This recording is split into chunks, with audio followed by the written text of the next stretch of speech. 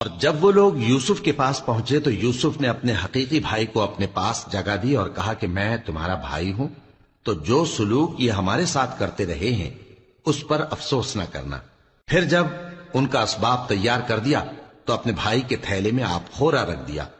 پھر جب وہ آبادی سے باہر نکل گئے تو ایک پکارنے والے نے آواز دی کہ قافلے والو، تم تو چور ہو۔ وہ ان کی طرف متوجہ ہو کر کہنے لگے کہ تمہاری کیا چیز کھوئی گئی ہے؟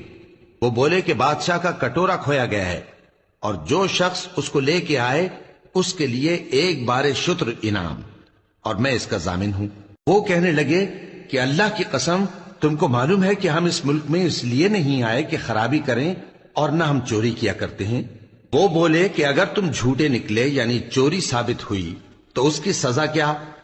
انہوں نے کہا کہ اس کی سزا یہ کہ جس کے تھیلے میں وہ دستیاب ہو وہی اس کا بدل قرار دیا جائے۔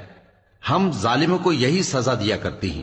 پھر یوسف نے اپنے بھائی کے تھیلے سے پہلے ان کے تھیلوں کو دیکھنا شروع کیا، پھر اپنے بھائی کے تھیلے میں سے اس کو نکال لیا۔